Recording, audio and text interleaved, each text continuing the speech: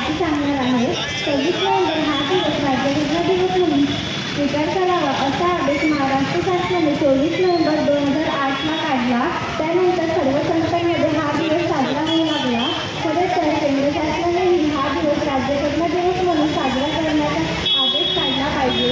नागपूर जिल्हा परिषदेच्या सर्व प्राथमिक आणि माध्यमिक शाळांमधून भारतीय संविधानाचे प्रास्ताविकेचे दररोज वाचन व्हावे व शाळेच्या दर्शनी भागात रुळत अक्षरात ही घटनेची प्रास्ताविका लिहिली जावी अशी कल्पना प्रथमच E.J. खोब्रागडे यांनी केली। त्यांच्याच प्रयत्नामुळे 2007 ते 2008 पासून सर्व शाळांमध्ये हा उपक्रम सुरू झाला। सर्व ठिकाणी भारतीय संविधानाचे प्रास्ताविकेचे वाचन व्हावे असा आदेश महाराष्ट्र शासनाने काढला।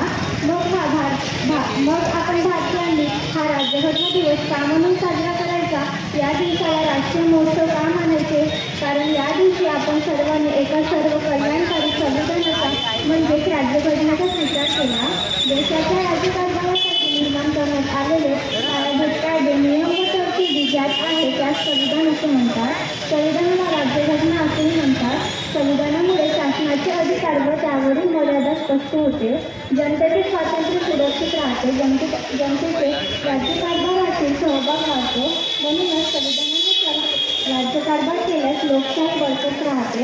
डॉक्टर बाबासाहेब आंबेडकरांनी अहोरात्र मेहनत करून संविधानाचा मसुदा तयार केला। त्यांच्याच प्रयत्नामुळे त्यांना भारतीय संविधानाचे शिल्पकार म्हणतात व डॉक्टर राजेंद्र प्रसाद संविधान सभेचे अध्यक्ष होते। भारताच्या संविधानाच्या प्रास्ताविकेला प्रास्ताविका किंवा उद्देश पत्रिका म्हणतात। भारताच्या संविधानाचे प्रास्ताविकेचे अर्थ समजून घेण्यासाठी काही पाठ्यपुस्तकाच्या सुरुवातीतच संविधानाची प्रास्ताविका आवर्जून दिलेली असतात। लोकशाही, बंधुता, समानता, स्वातंत्र्य, धर्मनिरपेक्षता, समाजवाद ही संविधानाची उद्दिष्टे आहेत। शिवाय भारतीय संविधानाने आपल्याला काही मूलभूत कर्तव्य सुद्धा दिले आहेत। स्वातंत्र्याचा हक्क, भाषण स्वातंत्र्य,